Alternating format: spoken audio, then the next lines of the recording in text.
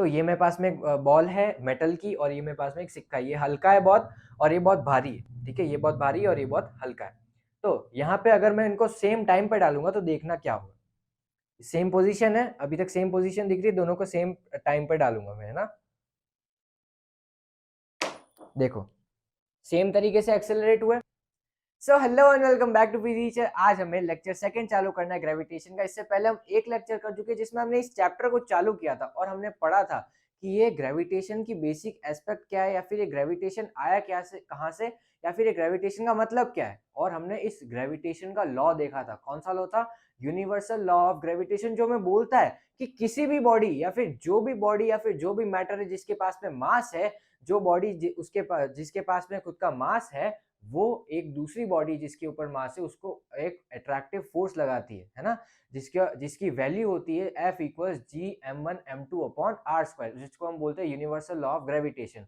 कोई भी दो बॉडीज है, कोई भी तीन बॉडीज है, चार बॉडीज है, सारी बॉडीज आपस में एक दूसरे के ऊपर फोर्स लगाती है और वो फोर्स होता है अट्रैक्टिव, हमेशा अट्रैक्टिव रहता है, ठीक है। उस फोर्स की वैल्यू निकालते हैं जी F equals G m1 m2 upon R square. m1 क्या है? एक मास, m2 क्या है? दूसरा मास, ठीक है। और जी क्या है यहाँ पे? Universal gravitational constant, universal gravitational constant जो कि हर एक जगह पे कांस्टेंट रहता है, जिसकी वैल्यू होती है 6.67 इंटू 10⁻11 न्यूटन मीटर स्क्वायर पर केजी स्क्वायर।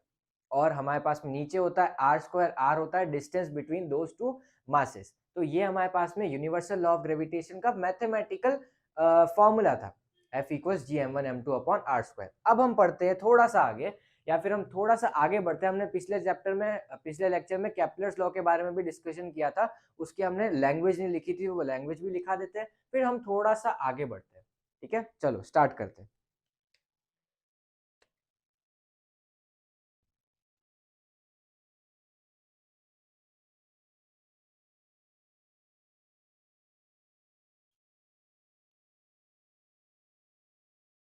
ग्रेविटेशन चैप्टर 10 हमने केप्लर्स लॉ पे या फिर केप्लर्स लॉ को पढ़ा था, मगर उनके लैंग्वेज बेस या फिर लैंग्वेज वाली चीजें नहीं लिखी थी या फिर थ्योरी नहीं पढ़ी थी, है ना। तो मैं थ्योरी लिखवा देता हूँ आपको। हमारे पास में केप्लर के तीन लॉ है, पहला लॉ, दूसरा लॉ और तीसरा लॉ। जैसे हमारे पास में न्यूटन के तीन लॉ थे ना, डोंट वरी, हमारे पास में इतना पढ़ने का है नहीं जितना हमने पिछले चैप्टर में पढ़ा था। Newton second law, Newton laws of motion में इतना सारा कुछ पढ़ने का नहीं, खाली थोड़े बहुत लैंग्वेज है या फिर थोड़ी बहुत डेफिनेशन है, खाली इन तीन लॉ की डेफिनेशन है और कुछ नहीं, ठीक है।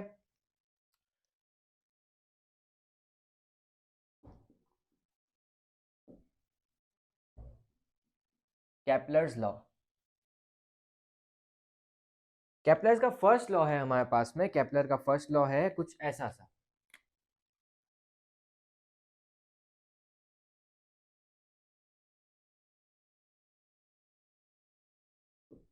केप्लर्स फर्स्ट लॉ, केप्लर का फर्स्ट लॉ कुछ ऐसा है मेरे पास में। केप्लर का फर्स्ट लॉ में बोलता है कि जो भी प्लेनेट है, जो भी प्लेनेट है वो उसके सन के अराउंड, प्लेनेट है हमारे पास में, वो उसके सन के अराउंड ऐसे इलिप्टिकल ऑर्बिट में घूमता है। यहाँ पे मान लो सन है ये, तो वो ऐसे इलिप्टिकल ऑर्बिट में घूमता है।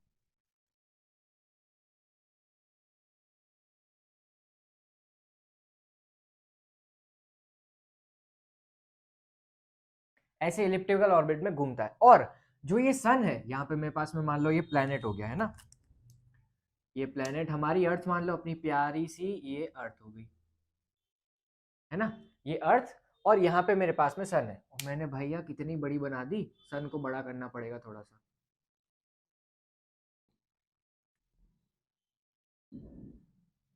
तो ये हमारे पास में सन है और ये हमारी अर्थ है। और केप्लर्स का फर्स्ट लॉ ये कहता है कि कोई भी प्लैनेट उसके सन के अराउंड एक इलिप्टिकल ऑर्बिट में घूमता है, कोई भी प्लैनेट उसके सन के अराउंड एक इलिप्टिकल ऑर्बिट में घूमता है, और उसमें से जो ये सन है ना, वो किसी एक इसके फोकस पे रहता है। किसी एक इलिप्स के दो फोकस होते हैं, उसी उसी एक फोकस पे रहता है, या तो इधर या तो उधर, ठीक है। यहां तक आई बात समझ में? अब ये तो हो गया मेरे पास में फर्स्ट लॉ, इसको हम लॉ ऑफ इलिप्टिकल ऑर्बिट भी बोलते हैं। कोई भी एक प्लैनेट इलिप्टिकल ऑर्बिट में घूमता है और वो सन उसी उसी इलिप्टिकल ऑर्बिट के किसी एक फोकस पे होता है। यहां तक आई बात मुझे समझ में? अब केप्लर का सेकंड लॉ क्या कहता है? केपलर का सेकंड लॉ है, उसको हम ऐसा भी बोलते हैं, लॉ ऑफ एरियाज। केपलर के सेकंड लॉ को हम लॉ ऑफ एरियाज भी बोलते हैं। मैं इसमें एक बार इंक भर देता हूँ। सो ये केपलर का सेकंड लॉ कुछ इस तरीके का है। हमारे पास में मान लो इलिप्टिकल ऑर्बिट में तो घूम ही रहा था ना, ये मैं इलिप्टिकल ऑर्बिट बना देता हूँ। ठीक है, ये इलिप्टिकल ऑर्बिट बन गई और सन इसके किसी एक फोकस पे सिचुएटेड है। यहाँ पे मान लो ये रहा सन और ये रही अर्थ। ठीक है, केपलर का second law law of area से भी जाना जाता है। इसका मतलब ये है कि अगर मैं टाइम को कांस्टेंट रख दूं, मतलब कि अगर मैं कोई से भी सीजन में या फिर कोई सी भी ऐसे पॉइंट पे एक स्टिक रहूं या फिर कोई से भी पॉइंट पे मैं ध्यान दूं, तो मान लो मैंने यहाँ पे अर्थ को ऑब्जर्व किया। अर्थ तो रेवोल्यूशन कर रही है ना, रोटेशन भी कर रही है, रेवोल्यूशन भी कर रही है। रेवोल्यूशन किसके, सन के अराउंड रेवोल्यूशन कर रही है। तो रेवोल्यूशन के दौरान अगर मैं कोई सा भी एक पॉइंट लूं, मान लो ये मैंने पॉइंट लिया और मैंने यहाँ से टी सेकेंड तक या फिर टी टाइम तक इस अर्थ को ऑब्जर्व किया हुआ। ऑब्जर्व करते करते मैंने ये देखा कि अर्थ यहाँ पे आ गई इस टी टाइम में। ठीक है, इस टी टाइम में अर्थ यहाँ तक आ गई। फिर मैंने अर्थ को वापस यहाँ पे देखा, अर्थ यहाँ पे आई और फिर मैंने उसको ऑब्जर्व किया टी टाइम के बाद में। टी टाइम के बाद में वो अर्थ आ गई यहाँ पे। ठीक है, ये भी टी टाइम ही है। लेकिन अब हुआ क्या कि ये जो टी टाइम है ये भी टी टाइम है। सेम टाइम इंटरवल में अगर मैं इस अर्थ को ऑब्जर्व करूंगा या फिर किसी प्लेनेट को ऑब्जर्व करूंगा, तो ये जो एरिया है ना, ये आर्क, इस आर्क का एरिया, ये जो सेगमेंट बन रहा है,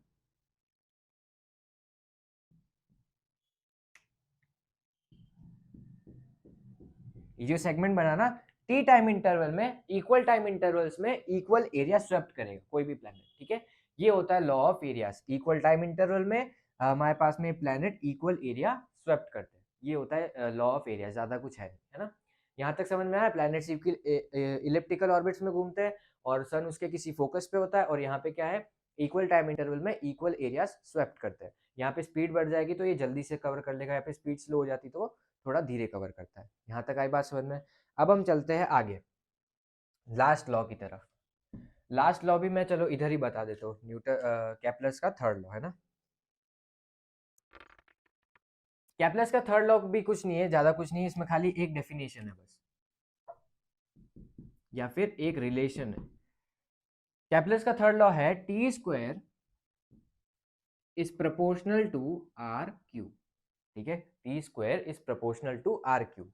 यहाँ तक आई बात समझ में। इसका मतलब क्या है, यहाँ पे मान लो कोई भी टाइम इंटरवल के लिए मैं इस अर्थ को जज कर रहा हूँ, यहाँ से यहाँ तक मान लो टी टाइम इंटरवल के लिए मैंने इस अर्थ को जज किया, और यहाँ से मान लो इसका ये जो आर्क है ना, यहाँ से यहाँ तक की डिस्टेंस, उसको मैं आर मानता हूँ। तो इसका थर्ड लॉ का ये रिलेशन आता है कि टाइम पीरियड का स्क्वायर, यहाँ से यहाँ तक इसको जितना टाइम लगा, टाइम पीरियड का square is proportional to radius का क्यूब। ठीक है, ये होता है मेरे पास में केपलर्स का थर्ड लॉ। अब इसमें ए यहाँ पे आर सेम नहीं रहता, अलग अलग केसेस में अलग अलग हो जाता है।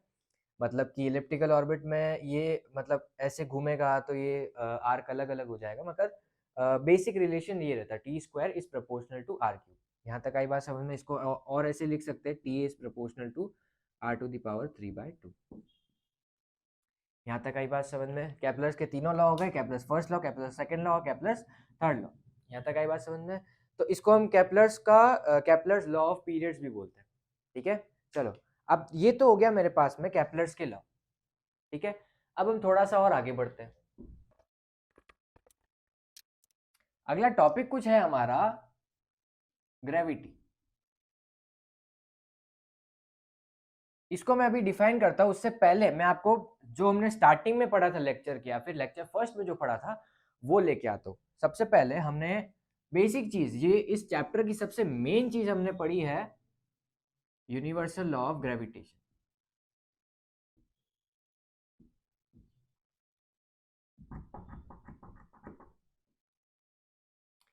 हमने इसके फोर्स की वैल्यू निकाली थी, क्या आई थी, G m1m2/r²।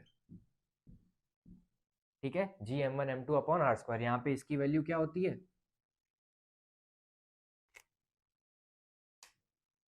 6.67 × 10⁻11 Newton metre square पर kg²। ठीक है, यहाँ पे इसकी यूनिट होती है। चलो यहाँ तक मैंने मान लिया F इक्वल G m1m2/r² होता है। चलो ठीक है, universal law of gravitation, force लगाएगी ये वो बॉडी किसी के ऊपर। चलो ठीक है, अब पिछले लेक्चर में मैंने ये भी बताया था कि कम मासेस में ऐसा कुछ होता नहीं, हमें दिखता नहीं ना।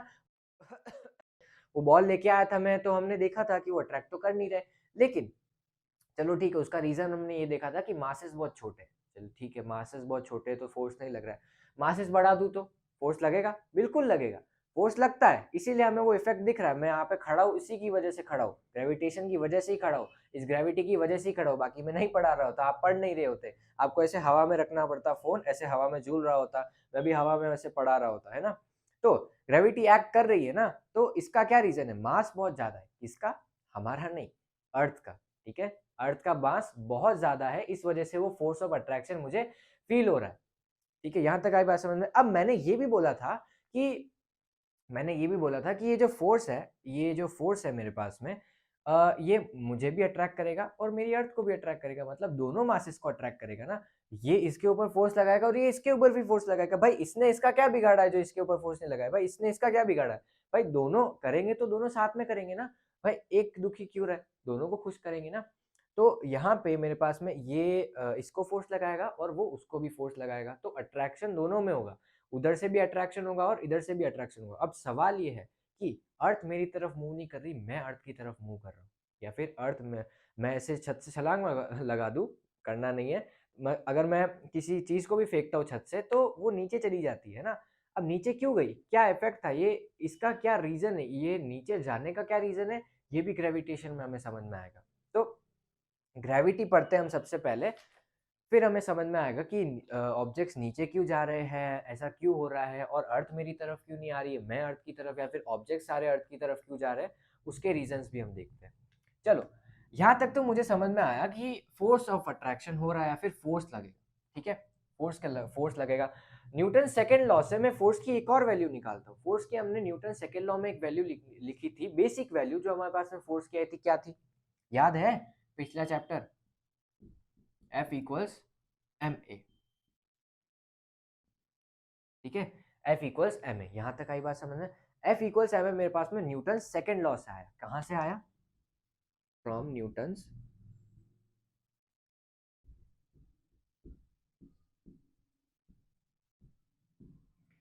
Second law. चलो यहां तक तो मुझे समझ में आया कि F इक्वल्स ma आया। अब इसका मैं करूं क्या, हलवा पूरी बनाऊं क्या? देखते हैं क्या कर सकते हैं। वहां पे देखो एक और F की वैल्यू है, F क्या है? G m1m2/r²। चलो इसका कुछ यूज करते हैं, कुछ तो यूज करते हैं। अब मैंने ये बोला था कि यहाँ पे मेरी अर्थ है, मान लो ये अर्थ, और मैंने यहाँ से कुछ फेंका, तो नीचे अट्रैक्ट हुआ है ना, नीचे अट्रैक्ट हुआ कैसे? क्योंकि इसके पास में भी कुछ मास था और इसके पास में भी कुछ मास था। मान लो मैं अर्थ के मास को कैपिटल एम से डिनोट करता हूँ और इस ऑब्जेक्ट के मास को मैं छोटे एम से डिनोट करता हूँ, तो इसके पास में भी कुछ मास है और इसके पास में भी कुछ मास है। यूनिवर्सल लॉ ऑफ ग्रेविटेशन की वजह से इन दोनों के बीच में अट्रैक्शन होगा। अब मैं वो सवाल बाद में प्रूव करूंगा कि ये इसकी तरफ अट्रैक्ट क्यों नहीं हो रही। अभी ये समझना है हमें कि ये एक दोनों के ऊपर फोर्स लगाएंगे, किससे? यूनिवर्सल लॉ ऑफ ग्रेविटेशन की वजह से। रिलेशन क्या है? F equals G m1m2/r²। तो ये अर्थ इसके ऊपर फोर्स लगाएगी। अभी के लिए ये समझ लो अर्थ इस ऑब्जेक्ट के ऊपर फोर्स लगा रही है, वो वैलिड है कि ये मास भी अर्थ के ऊपर फोर्स लगा रहा है। उसके रीजन मैं आपको थोड़ी देर में बताता हूँ। ठीक है, तो अर्थ इसके ऊपर फोर्स लगा रही है। अगर मैं किसी को फोर्स लगाता हूं, देखो भाई, अगर मैं किसी को फोर्स लगाता हूं तो वो ऐसे ऐसे मूव करता है, अपनी पोजीशन चेंज करता है, तो इसकी पोजीशन भी चेंज होगी। अब पोजीशन चेंज कैसे करता है? उसका एक्सेलरेशन होता है। अगर वो बॉडी रेस्ट पे है तो उसकी वेलोसिटी चेंज होगी, तो वो एक्सेलरेट करेगी, है ना। तो वो रेस्ट पे थी, उसकी वेलोसिटी चेंज हुई, वेलोसिटी बढ़ गई, या फिर ऐसे मोशन में थी तो मैंने उसको स्टॉप कर दिया तो वो रेस्ट पे आ गई। तो इसका मतलब क्या है कि या तो एक्सेलरेट कर रहे या फिर रिटार्ड कर रहे, मतलब कि कुल मिला के एक्सेलरेशन हो रहा है, भले पॉजिटिव हो रहा हो भले नेगेटिव हो रहा हो। इस केस में क्या हो रहा है? ऑब्जेक्ट मेरे पास में है, पोजीशन मतलब उसकी वो रेस्ट पे है, उसको मैंने ड्रॉप कर दिया, ऐसे ड्रॉप कर दिया, वो नीचे आ गया भैया जी, हाँ जी।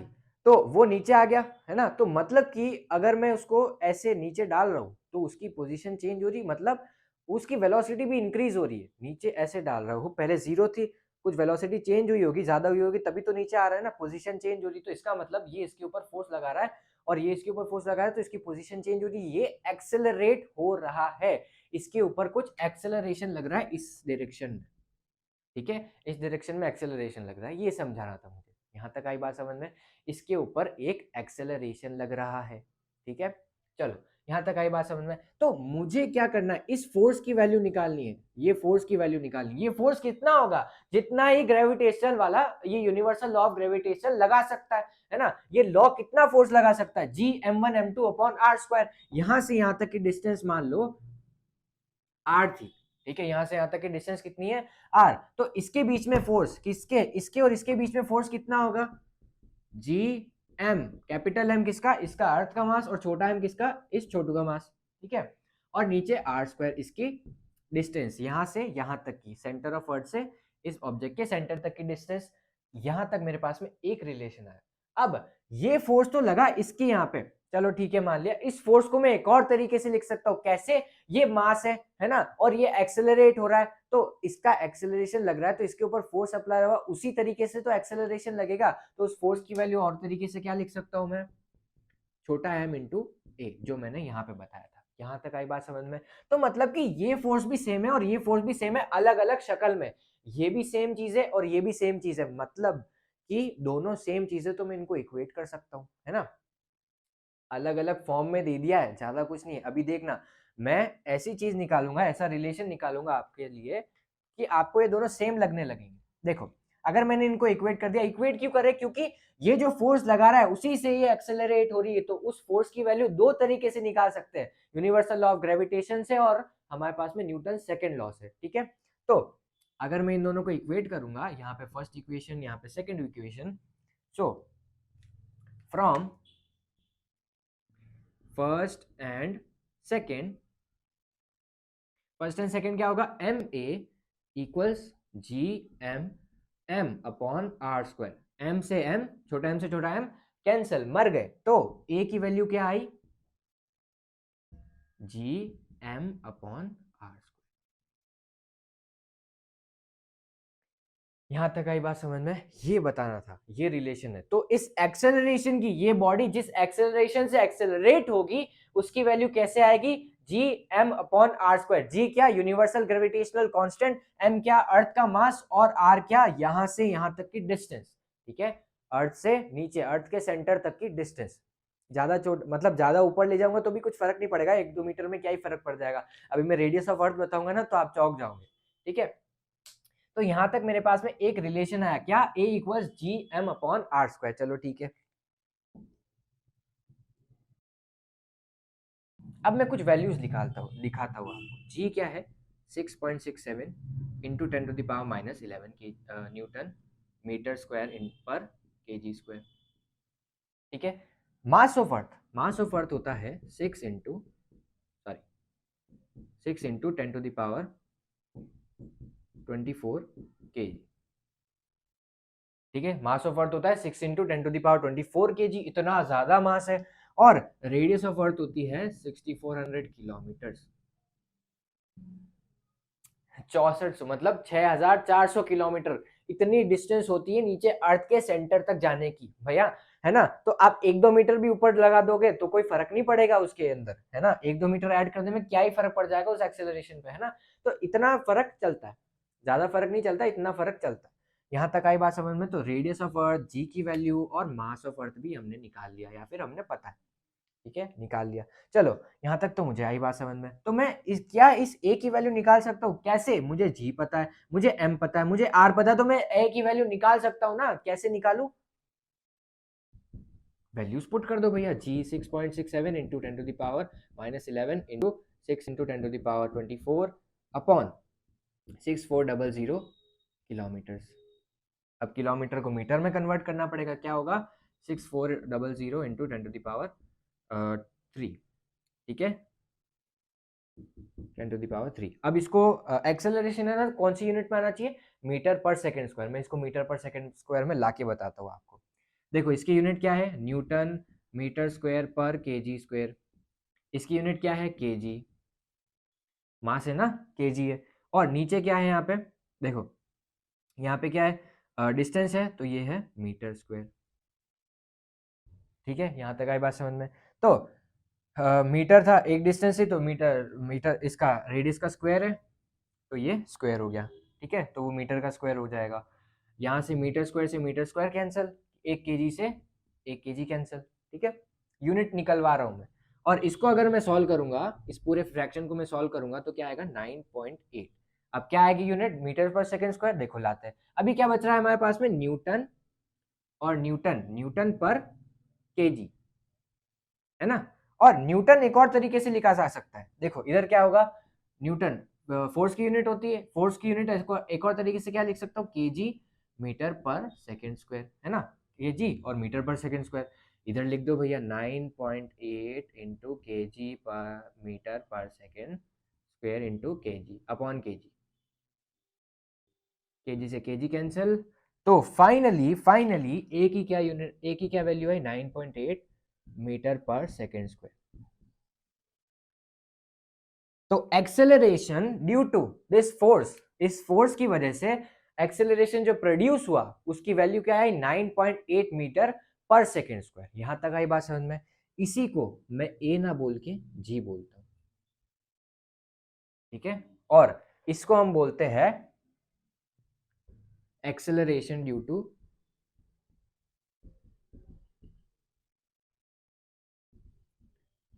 ग्रेविटी।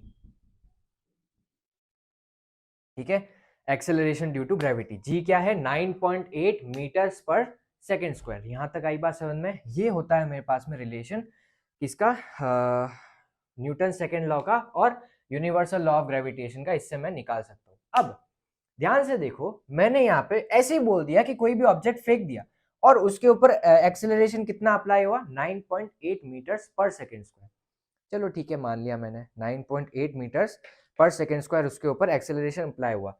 कोई भी ऑब्जेक्ट फेंका, कोई भी ऑब्जेक्ट फेंका, मान लो मैं यहाँ से मैं खुद को भी फेंक देता, मैं यहाँ से किसी और को भी फेंक देता, ट्रक को भी फेंक देता, मशीन्स को भी फेंक देता, सारी चीजों को फेंक देता, लेकिन यहाँ पे मेरे पास में कहीं पे भी मेरे पास में इस m का ऑब्जेक्ट का मास कहीं पे भी इंपॉर्टेंट रोल प्ले किया क्या, कोई भी चीज में, कोई भी फॉर्मूला में इंपॉर्टेंट रोल प्ले किया क्या, क्या उसका सिग्निफिकेंस आया क्या, नहीं है। देखो कैसे नहीं आया, यहाँ से m और m डायरेक्टली कैंसिल हो गया। तो इस एक्सेलरेशन की वैल्यू में इस मास का कोई वैल्यू ही नहीं है, इस मास की कोई वैल्यू ही नहीं है ना। तो इस एक्सेलरेशन में, इस 9.8 मीटर्स पर सेकेंड स्क्वायर में इस मास की, मेरे मास की, आपके मास की, किसी और के मास की, किसी की भी कोई वैल्यू नहीं है। ये हमेशा एक जैसा ही रहेगा, ये भगवान है, सबको एक जैसा ट्रीट करता है ना। तो ये हमेशा 9.8 मीटर्स पर सेकेंड स्क्वायर ही रहेगा। यहां तक आई बात समझ में। तो मतलब कि मेरे ऊपर, आपके ऊपर, इस सराउंडिंग में जितने भी लोग हैं, जो जितने भी ऑब्जेक्ट है, उनके ऊपर हमेशा ये एक्सेलरेशन अप्लाई होगा। मतलब कि ये सेम एक्सेलरेशन से एक्सेलरेट होंगे। तो मैंने यहाँ पे एक ऑब्जेक्ट को डाला, यहाँ पे एक ऑब्जेक्ट को डाला, दोनों का मास अलग है, दोनों का मास अलग है, तो मैं इनको ड्रॉप करूंगा तो वो सेम एक्सेलरेशन से एक्सेलरेट होंगे, तो वो सेम तरीके से जाने चाहिए नीचे, है ना। तो वो सेम तरीके से जाएंगे नीचे। ठीक है, मैं बताता हूँ आपको, मैं आपको ऐसा केस भी बताऊंगा जिसमें नहीं जाएंगे। ठीक है, चलो, ये मेरे पास में एक बॉल है और ये मेरे पास में 5 रुपए का सिक्का है। सिक्के को नहीं डालना चाहिए नीचे, अपमान होता है, लेकिन for the sake of science करना पड़ेगा। मेरे पास में और कोई चीज़ नहीं है डालने के लिए नीचे। तो ये मेरे पास में एक बॉल है मेटल की, और ये मेरे पास में एक सिक्का है। ये हल्का है बहुत और ये बहुत भारी है। ठीक है, ये बहुत भारी है और ये बहुत हल्का है। तो यहाँ पे अगर मैं इनको सेम टाइम पे डालूंगा तो देखना क्या होगा। सेम पोजीशन है, अभी तक सेम पोजीशन दिख रही है, दोनों को सेम टाइम पे डालूंगा मैं, है ना। देखो सेम तरीके से एक्सेलरेट हुआ, वापस से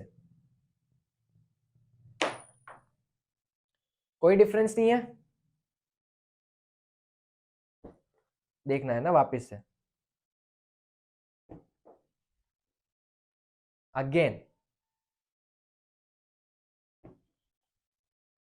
सो दोनों की पोजीशन एक साथ में चेंज हो रही है, क्योंकि एक्सेलरेशन का इफेक्ट सेम है ना, क्योंकि एक्सेलरेशन का इफेक्ट सेम है। मतलब कि ये वाला मास और ये वाला मास, इनके ऊपर एक्सेलरेशन सेम अप्लाई हो रहा है, तो सेम टाइम में पोजीशन चेंज करेंगे, मतलब कि सेम तरीके से आएंगे। यहाँ तक आई बात समझ में। अब मैं आपको एक और चीज बताता हूँ जिसमें ऐसा अप्लाई नहीं होता या फिर जिसमें ऐसी चीज अप्लाई नहीं होती है। ये रहा पेपर और ये रही वही बॉल वापस से। तो यहाँ पे देखना ध्यान से, वो तो नीचे चला गया, ये तो आए नहीं अभी तक नीचे। तो इसका क्या मतलब है, इसका क्या मतलब है या फिर इसका क्या सिग्निफिकेंस है, या फिर ऐसा क्यों हो रहा है ना, ऐसा क्यों हो रहा है। तो इसका मैं रीजन बताता हूँ आपको। न्यूटन के लॉ बार बार आप वैलिड इनवैलिड नहीं बोल सकते, वैलिड है, लेकिन आपको ऐसा लग नहीं रहा है कि वैलिड है। क्यों? क्योंकि जब मैंने इस पेपर को फेंका ना, यहाँ पे एयर पार्टिकल्स थे, उन्होंने इसके ऊपर एक एक्स्ट्रा फोर्स लगाया ऊपर, ड्रैग, जिसको हम ड्रैग बोलते हैं या फिर एयर रेजिस्टेंस बोलते हैं, है ना। तो नीचे एयर रेजिस्टेंस लगाया, उसकी वजह से मेरे पास में ये नीचे धीरे आया, है ना। तो इधर भी फोर्स लग रहा है, इधर भी फोर्स लग रहा है, तो फोर्स की वैल्यू थोड़ी सी कम हो जाएगी नीचे आने वाली, है ना। तो इस वजह से थोड़ा कम एक्सेलरेट हुआ। लेकिन अगर मैं यहाँ पे पार्टिकल्स ही हटा देता ना, वैक्यूम कर देता, तो मेरे पास में ये दोनों सेम टाइम में आते हैं। भले ही कोई सा भी किसी भी शेप का ऑब्जेक्ट हो, कैसे भी शेप का ऑब्जेक्ट हो, सेम टाइम में आते हैं। यहाँ पे वीडियो दिख रही होगी आपको, मैंने कोशिश की थी ऐसे बनाने की एक फ्लास्क में, लेकिन मेरे पास में ऐसा ट्रांसपेरेंट फ्लास्क मिला नहीं मुझे, तो मैं कर नहीं पाया। आगे कभी फ्यूचर में हुआ तो मैं आपको करके जरूर बताऊंगा, ठीक है। तो यहाँ तक तो मुझे बात समझ में आई कि वैल्यू सेम रहती है एक्सेलरेशन की हमेशा, 9.8 मीटर्स पर सेकेंड स्क्वायर, ठीक है, 9.8 मीटर्स पर सेकेंड स्क्वायर। चलो ठीक है, मैंने मान लिया। अब अब एक और चीज बताता हूँ मैं, पानी पी लेते पहले, है ना। अब यहां तक मुझे समझ में आया, लेकिन यहाँ पे इस फॉर्मूला में देखो, एक्सेलरेशन ड्यू टू ग्रेविटी जो है, एक्सेलरेशन ड्यू टू ग्रेविटी जी पे डिपेंड कर रहा है, मास ऑफ अर्थ पे डिपेंड कर रहा है, और इसके रेडियस पे डिपेंड कर रहा है ना, रेडियस पे डिपेंड कर रहा है। तो अगर एक्सेलरेशन चेंज करना हुआ किसी भी फोर्स का, या फिर किसी भी, मैं अगर दो मासेस को कंसिडर कर रहा हूँ, वो फोर्स लगा रही है उसके ऊपर, तो वो एक्सेलरेट होगा, तो उस एक्सेलरेशन की वैल्यू उस मास पे डिपेंड करेगी जो सामने वाला है ना। जो सामने वाला है उसके मास पे डिपेंड करेगी, और सामने वाले से डिस्टेंस कितनी उसके डिपेंड करेगी, और यूनिवर्सल लॉ ऑफ ग्रेविटेशन पे डिपेंड करेगी। तो ये तो चलो कांस्टेंट है, हमेशा सेम रहेगा, लेकिन ये मास चेंज हो सकता है। यहाँ पे तो मैंने अर्थ ले ली, जुपिटर ले लेता तो, सैटर्न ले लेता तो मार्स ले लेता तो, मार्स ले लेता तो, सन ले लेता तो, है ना। तो यहाँ पे ये मास वेरी कर सकता है, और ये एक्सेलरेशन, ये आर रेडियस वेरी कर सकती है, मतलब कि उस प्लैनेट की रेडियस कितनी है वो वेरी कर सकती है ना। तो हमारी अर्थ में भी इस रेडियस का वेरिएशन है ना, हमारी अर्थ में भी रेडियस का वेरिएशन है। तो ये हमारी जो अर्थ है ना, वो पूरी ऐसे स्फीयर नहीं है, एकदम एक्यूरेट स्फीयर, वो कुछ ऐसी है। तो मतलब कि इधर हॉरिजॉन्टल तो उसकी रेडियस ज्यादा है, हॉरिजॉन्टल तो उसकी रेडियस ज्यादा है, और वर्टिकल उसकी रेडियस कम है, ठीक है, वर्टिकली उसकी रेडियस कम है। तो अगर ध्यान से देखो यहाँ पे, तो एक्सेलरेशन क्या आया, जी की वैल्यू कितनी आई, G M upon R square. तो मतलब कि जी किसके प्रोपोर्शनल है, इनवर्सली प्रोपोर्शनल है आर स्क्वायर के, है ना। अगर ये चीजें कांस्टेंट है, मास अर्थ को कंसीडर कर रहा हूँ, अर्थ का मास तो एक जगह वो ही रहेगा ना, तो अर्थ का मास तो सेम है, जी भी कांस्टेंट है, तो आर जी किसके प्रोपोर्शनल है, 1/r² के। चलो ठीक है, मैंने मान दिया। तो मतलब कि जितना ज्यादा आर उतना कम जी, ठीक है, जितना ज्यादा आर, जितना ज्यादा रेडियस ऑफ अर्थ, उतना कम जी। तो यहाँ पे अगर बड़ा है आर, तो जी की वैल्यू कम, तो मतलब कि G equal G M upon R square, तो जी इज प्रोपोर्शनल टू 1/r²। तो इस इक्वेटर वाले एरिया पे इस एक्सेलरेशन की वैल्यू कम हो जाएगी, ठीक है। तो जी इज लेस एट इक्वेटर, और g is more at where, g is more at where, ऊपर, यहाँ पे पोल्स पे, नीचे भी और ऊपर भी। तो पोल्स पे जी की वैल्यू ज्यादा होती है, और इक्वेटर पे जी की वैल्यू कम होती है। अब मैं इसका एक और अच्छा सा इफेक्ट बताऊंगा आपको, जो लोगों को पागल बनाने में बहुत काम आता है। यहाँ तक आई बात समझ में, जी की वैल्यू कम होगी इक्वेटर्स पे, और जी की वैल्यू ज्यादा होगी पोल्स पे, पोल्स पे ज्यादा होती है और इक्वेटर पे कम होती है। यहाँ तक आई बात मुझे समझ में। चलो थोड़ा सा और आगे बढ़ते हैं, ये लिख लेना जी, ठीक है, ये लिख लेना।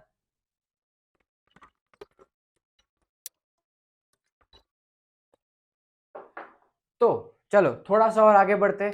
अब मान लो मैं आपको एक और रीजन बताता हूँ, चलो वापस से वो जो रीजन हमारा रह गया है ना कि अर्थ भी अट्रैक्ट होगी, अर्थ भी हमारा हम जो है या फिर जो भी ऑब्जेक्ट्स है जो अट्रैक्ट हो रहे हैं वो भी ये फोर्स लगा रहे होंगे ना अर्थ के ऊपर।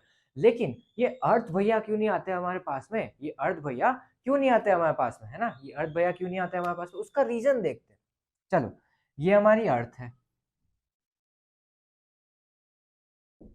ठीक है, ये हमारी अर्थ है और यहाँ पे मैंने कुछ ड्रॉप किया, ठीक है, यहाँ पे कुछ ड्रॉप किया, वो इस एक्सेलरेशन से एक्सेलरेट हुआ। अब आपका ये सवाल है, मेरा ये सवाल है, पूरी दुनिया का ये सवाल है कि भैया बताओ कि अर्थ क्यों एक्सेलरेट नहीं होती, अर्थ क्यों नहीं एक्सेलरेट होती। चलो ठीक है, मैं आपको न्यूटन्स थर्ड लॉ की तरफ लेके जाता हूँ, ठीक है, न्यूटन्स थर्ड लॉ की तरफ लेके जाता हूँ। Every action has an equal and opposite reaction, ठीक है, every action has an equal and opposite reaction. तो यहाँ पे एक्शन क्या हुआ, इधर अट्रैक्शन हुआ, किसका, इस वाले मास का, इस छोटे वाले मास का अट्रैक्शन हुआ इस बड़े वाले मास की वजह से। तो यहाँ पे एक अट्रैक्शन हुआ, ये एक्शन हुआ, ठीक है, ये एक्शन हुआ एम ए फोर्स का, है ना, और उसी का एक इक्वल एंड ऑपोजिट रिएक्शन होगा किसकी तरफ, अर्थ की तरफ, तो और वो भी एक्सेलरेट करेगी इक्वली, ठीक है, इक्वली, उस फोर्स की वैल्यू सेम होगी, जितना ये फोर्स लगा रहा है अर्थ इस ऑब्जेक्ट के ऊपर, उतना ही ये ऑब्जेक्ट भी इस अर्थ के ऊपर फोर्स लगाएगा न्यूटन्स थर्ड लॉ की वजह से। Every action has an equal and opposite reaction, तो यहाँ पे एक्शन हुआ, इधर रिएक्शन हुआ, तो वो दोनों फोर्स की वैल्यू सेम रहेगी, वो दोनों फोर्स की वैल्यू सेम रहेगी। अभी वापस बोल रहा हूँ, वो दोनों फोर्स की वैल्यू सेम रहेगी, ठीक है, वो दोनों फोर्स की वैल्यू सेम रहेगी। चलो ये एम, ये ए वन एक्सेलरेशन, ये मान लो ए टू एक्सेलरेशन, ठीक है, तो ये A1 तो मेरे पास में है, तो मुझे A2 निकालना है ना, तो क्या आएगा m A1 अपॉन m, ठीक है। अब ऊपर आपने ऑब्जेक्ट रखा, कितने केजी का रख लोगे, 1 kilo, 2 kilo, 3 kilo, 4 kilo, 5 kilo, 10 kilo, 100 kilo, है ना, 100 किलो रख लो, चलो 100 केजी। इसकी वैल्यू कितनी होती है जी की, ये जी है ना, तो कितनी होती 9.8, और इस अर्थ का मास कितना है 6 इंटू 10⁻24 केजी, है ना, तो A2 कितना आया, एक्सेलरेशन ऑफ अर्थ बहुत ही ज्यादा, ज्यादा बहुत ही कम, कैसे, देखो केजी से केजी कैंसिल, मीटर पर सेकंड स्क्वायर, इसको मैं और करूंगा तो 1.10⁻−22, 1.338 ना, 38, 1.6 इंटू 10⁻−22, 1.6 इंटू 10⁻−22 एक्सेलरेशन आएगा अर्थ भैया का, या फिर अर्थ वाली आंटी का, अर्थ आंटी का कितना 1.6 इंटू 10⁻−22 केजी। इसका सिग्निफिकेंस दिखेगा क्या मुझे, इसका सिग्निफिकेंस दिख ही नहीं सकता भाई, एक्सेलरेशन की वैल्यू इतनी कम है, एक्सेलरेशन की वैल्यू है लेकिन इतनी कम है कि मुझे उसका इफेक्ट ही नहीं दिखेगा, ठीक है। यहाँ पे तो एक्सेलरेशन की वैल्यू थी 9.8 मीटर्स पर सेकेंड स्क्वायर, इसलिए मुझे उसका सिग्निफिकेंस दिख गया, क्योंकि मास कम है, जितना ज्यादा मास होगा, जितना ज्यादा मास होगा वो उतना उस ऑब्जेक्ट को अलाउ करेगा उस फोर्स को एग्जीक्यूट करने में, ठीक है, या फिर एक्सेलरेट करने में। जितना कम मास सामने होगा ना वो उतना ज्यादा एक्सेलरेट होगा, और जितना ज्यादा मास होगा और वो हमें मुझे पुश करेगा उसकी तरफ, कुछ तो दोनों हो रहे, लेकिन एक्सेलरेशन का सिग्निफिकेंस हमने तो जो दिखता है वो दिखता है ना, क्योंकि फोर्स तो दोनों अप्लाई कर रहे, देखो वापिस सुनो, फोर्स तो दोनों अप्लाई कर रहे है ना, फोर्स तो दोनों अप्लाई कर रहे, लेकिन मुझे जो दिखेगा उसको मैं मानूंगा ना कि वो एक्सेलरेट हो रहा है या फिर उसके ऊपर वो सिग्निफिकेंस दिख रहा है। अर्थ अट्रैक्ट नहीं हो रही तो मुझे वो सिग्निफिकेंस दिख नहीं रहा, क्यों, क्योंकि उसकी पोजीशन चेंज नहीं हो रही है ना, लेकिन फोर्स अभी भी अप्लाई हो रहा है, देखो फोर्स अप्लाई हो रहा है और एक्सेलरेशन की भी वैल्यू आ रही है हमारे पास में ना, तो एक्सेलरेशन की वैल्यू तो आ रही है, आ रही है ना, लेकिन उसकी वैल्यू ही इतनी कम है कि मैं उसकी सिग्निफिकेंस बता नहीं सकता या फिर सिग्निफिकेंस देख नहीं सकता। यहाँ पे एक्सेलरेशन की वैल्यू उस मास की बहुत ज्यादा है, इसलिए मैं उसका सिग्निफिकेंस देख सक रहा हूँ, है ना, उसका दबदबा देख सक रहा हूँ।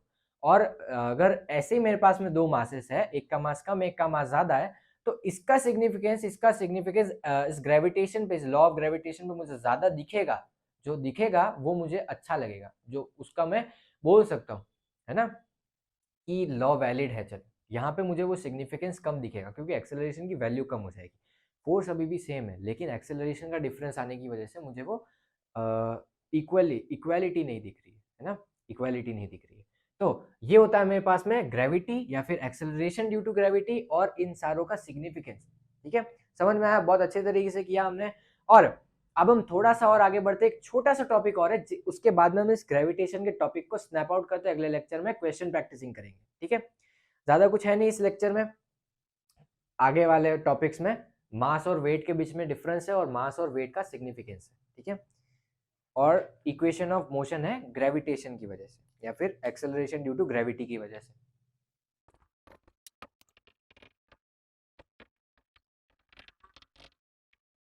एक्सेलरेशन ड्यू टू ग्रेविटी, जी की वैल्यू कितनी है? 9.8 मीटर्स पर सेकेंड स्क्वायर। अब कभी कभी क्वेश्चंस में आपको रफली 10 मीटर्स पर सेकेंड स्क्वायर लेने की भी आजादी दे सकता है। ठीक है, वो ज्यादा सिंपल हो जाता है कैलकुलेट करने में। तो equations of motion for an object under acceleration due to gravity, यहाँ तक मुझे समझ में आया कि एक्सेलरेशन लगेगा। अब मैं उनकी इक्वेशंस ऑफ मोशन भी देख लेता हूँ, ज्यादा कुछ डरने वाली बात नहीं है।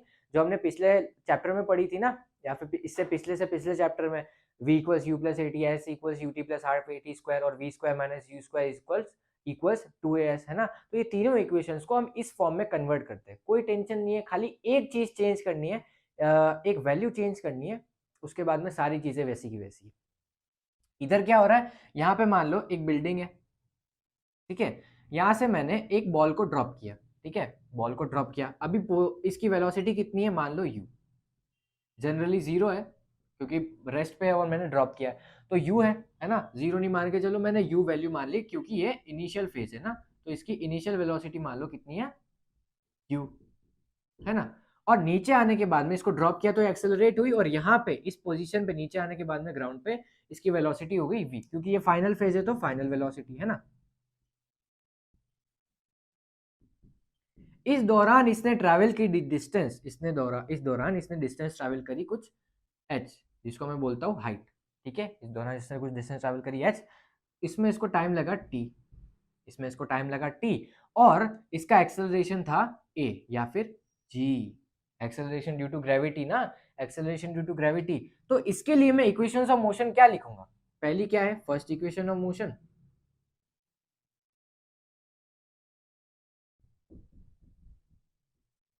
क्या है, बोलो बोलो, v square minus you square equals 2as है ना। तो इधर कुछ नहीं है, यहाँ पे डिस्टेंस, ये जो डिस्टेंस ट्रैवल्ड है वो h है और एक्सेलरेशन g है, बस सेम, और कुछ डिफरेंस नहीं है। सारे में यही करना है, एक ही जगह g लिखना है और s की जगह h लिखना है, बस।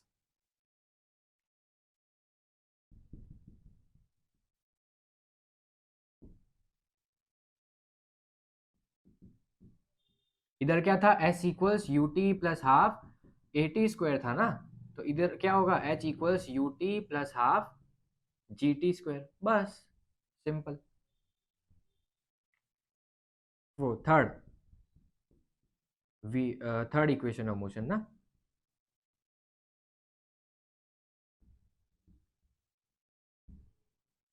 Third equation of motion, sorry, ये हमारे पास में v equals u plus a t है। First equation of motion v equals u plus a t होती है ना, क्या कर रहे हो भैया, तो इसका क्या होगा, v equals u plus G T. ठीक है, v equals u plus G T, और थर्ड इक्वेशन ऑफ मोशन क्या होती है, v square minus you square equals 2g s है ना, 2as है, तो इसको कन्वर्ट कर दो, v square minus you square equals 2gh। ठीक है, तो ये कन्वर्टेड फॉर्म आ गई, बस। अब कुछ नहीं करना है, बस h की वैल्यू गिवन है, a की वैल्यू, g की वैल्यू गिवन है, जो भी वैल्यूज मेरे पास में गिवन है, जो भी चाहिए उस पे वैल्यूज पुट करके वो निकाल दो, है ना। आगे क्वेश्चन वाले प्रैक्टिसिंग लेक्चर में हम वो सारी चीजें भी करेंगे, उनकी कुछ शॉर्ट ट्रिक्स भी बता दूंगा मैं कि ऐसा होगा तो ऐसा, ऐसी वैल्यू आएगी और ऐसी ही वैल्यू आएगी, कुछ ऐसा करेंगे तो ऐसी ही वैल्यू आएगी। ठीक है, तो ये भी बता दूंगा मैं। तो यहाँ तक मेरे पास में इक्वेशन ऑफ मोशन भी हो गई। अब चलते हैं हम लास्ट टॉपिक की तरफ इस लेक्चर की। ठीक है, चलो।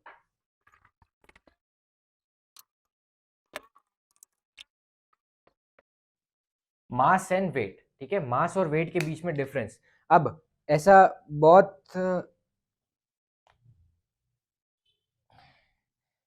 मिसकंसेप्शन है मास के बीच में और वेट के बीच में, या फिर लोग कभी कभी मास और वेट को एक ही चीज बोल देते हैं, या फिर किसी को मास को वेट समझ लेते हैं या फिर वेट को मास समझ लेते हैं, है ना।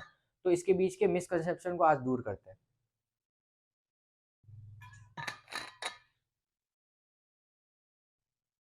तो जी, मास होता है और वेट क्या होता है, मास क्या होता है और वेट क्या होता है, दोनों बहुत अलग चीज है, दोनों बहुत अलग चीज है। लेकिन कभी कभी आप दोनों को सेम बोल देते हो, कभी कभी नहीं, बहुत बार सेम बोल देते हो। देखो, मास क्या है और वेट क्या है। मास तो चलो मैं आपको डेफिनेशन बता देता हूँ। मास कुछ नहीं है, मास है amount of matter contained in any body, जिसका भी मैं मास मेजर कर रहा हूं। तो मास क्या है, जितना भी मैटर उस बॉडी के अंदर कंटेन्ड है उसको मैं मास बोलता हूं। और इसकी मेजरिंग यूनिट जो होती है ना, उसको मैं बोलता हूं केजी, या फिर इसको मैं किलोग्राम, ग्राम्स, पाउंड्स, है ना, इसमें मेजर करता हूं। ठीक है।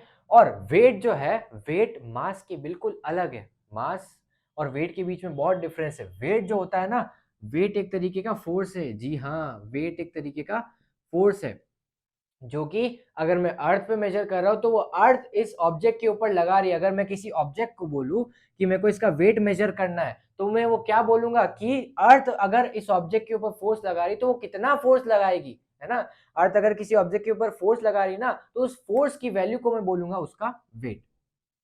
ठीक है। वेट क्या होता है, जो भी यूनिवर्सल लॉ ऑफ ग्रेविटेशन की वजह से एक ऑब्जेक्ट, बड़ा सा ऑब्जेक्ट एक छोटे ऑब्जेक्ट के ऊपर जो फोर्स लगाता है, जब मैं उसका वेट मेजर करता हूँ तो उस फोर्स को बोलते हैं हम वेट। ठीक है, उस फोर्स को बोलते हैं हम वेट। अब सैटर्न पे जाऊंगा तो वो फोर्स की वैल्यू अलग होगी, है ना। हमने देखा ना, फोर्स की वैल्यू किसके ऊपर डिपेंड कर रही थी, उस बॉडी के मास के ऊपर, उस बड़े वाले जो भी अर्थ है, सन है, जो भी प्लैनेट है, उसके मास के ऊपर, और जी के ऊपर। जी तो चलो कांस्टेंट है, और आर के ऊपर, है ना। तो ये वेट जो है या फिर ये फोर्स जो है वो वेरी करेगा हमेशा, क्योंकि हर एक प्लेनेट पे जाने के बाद बाद उस फोर्स की वैल्यू चेंज होगी तो वेट भी चेंज होगा, है ना। तो ये वेट जो है मेरे पास में एक तरीके का फोर्स है, और इस फोर्स को मेजर करता हूं मैं किससे, F equal G M 1m2 upon R square से। ठीक है। और ये मेजर किस में होता है, न्यूटन्स में, और न्यूटन से छोटी यूनिट होती है फोर्स को मेजर करने की, डायन में। ठीक है। तो यहां तक मुझे आई बात समझ में। और सुनो, और सुनो, इट कैन बी डिफरेंट, ये can be different and different areas और प्लेसेस। हर एक प्लेस पे ये वैल्यू चेंज हो जाएगी, क्योंकि उस फोर्स की वैल्यू चेंज हो जाएगी। लेकिन ये मास है, जो मैटर कंटेंट है, अमाउंट जो भी उस बॉडी के अंदर, वो तो चेंज हो नहीं सकता। जितना मैटर है उतना ही रहेगा ना भाई, चेंज तो हो नहीं सकता, इधर उधर जा नहीं सकता ना, अगर वो एक जुट में रहती है तो, है ना। तो मास चेंज नहीं हो सकता, वेट चेंज हो सकता है, वेट चेंज हो सकता है, mass is always constant.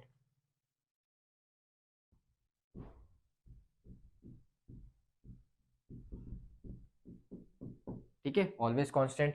It can be different and it can even be zero, it can even be zero. कैसे भैया, फोर्स एग्जीक्यूट किया इधर, मेरे पास में फोर्स एग्जीक्यूट किया, तभी मैं इधर खड़ा हुआ, है ना, तभी मैं इधर खड़ा रह पा रहा हूँ, इधर फोर्स एग्जीक्यूट किया अर्थ ने। लेकिन मैं जब स्पेस में जाता हूँ तब वो, जैसे एस्ट्रोनॉट्स को देखा होगा ना, फ्लोट कर रहे होते हैं, तो उनके ऊपर एक ग्रेविटेशन का इफेक्ट लग नहीं रहा होता है ना। तो ग्रेविटेशन का इफेक्ट नहीं लगेगा तो फोर्स नहीं लगेगा, तो फोर्स नहीं लगेगा तो वेट आएगा कहाँ से, है ना। तो अगर मैं स्पेस में जाता हूँ तो फोर्स जीरो हो जाता है, तो वेट भी जीरो हो जाता है ना। तो इन स्पेस में मेरे पास में वेट जीरो हो जाता है। So it can be zero, it can be different in different places, it can be measured in newtons, dynes, etc. And it is a force. Weight is basically a force, and mass is always constant. It is a amount of matter contained in it, and it can be measured in kilograms, grams, and pounds. यहाँ तक आई बात मुझे समझ में। चलो, लेकिन अब मैं कभी कभी ऐसे ही बोलता हूँ ना भैया को, या फिर कभी भी दुकान पे जाता हूँ तो मुझे बोलते 1 किलो शक्कर दे दो, 1 किलो दूध दे दो, है ना। और 1 किलो ये दे दो, 1 किलो वो दे दो, 1 किलो गेहूँ दे दो, है ना? तो ऐसा क्यों बोलते हैं? कि भैया ऐसा है कि न्यूटन बोलना हर किसी के बस की बात नहीं है। न्यूटन को वैसे ही बहुत हेट करते हैं। तो न्यूटन को इस वे एक्चुअली में हम वेट ही बोल रहे हैं। एक्चुअली में हम दुकानदार को जाके भैया वेट ही बोल रहे हैं। वो यहाँ पे बैलेंस होता है ना उसमें, वो वेट ही मेजर करता है। लेकिन किलोग्राम में इसलिए बोल रहे हैं क्योंकि बोलने में आसान है या फिर सबके मुँह पे जमा हुआ है। सबके मुँह पे जमा हुआ है इसीलिए वही बोलेंगे। भैया न्यूटन बोल-बोल के बार-बार क्यों इतना बड़ा शब्द बोलना? बोल दो kilogram. 1 kilogram, 2 kilo, 1 kilo, 2 kilo, 3 kilo. ठीक है? तो ये किलोग्राम वगैरह सब मुँह पे जमा हुआ है, ज़ुबान पे जमा हुआ है इसलिए वो बोलते हैं। बाकी ये न्यूटन वगैरह एक्चुअल यूनिट है ना? एक्चुअल यूनिट है, लेकिन उसको यूज़ इसलिए नहीं करते क्योंकि इतना जमा हुआ नहीं है या फिर बहुत ऑकवर्ड लगता है या फिर बहुत साइंटिफिक हो जाता है ना? अब नॉर्मल इंसानों के लिए तो ऐसा न्यूटन न्यूटन बोलना अच्छा नहीं रहेगा ना भैया, ये तो सही नहीं रहेगा।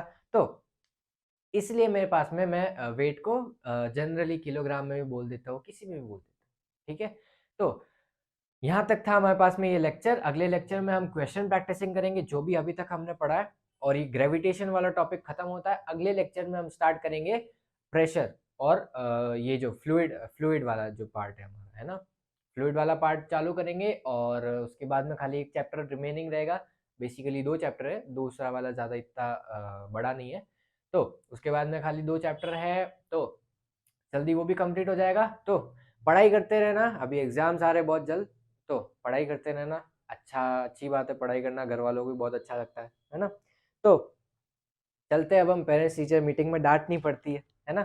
तो चलते हैं अब हम, बाय-बाय।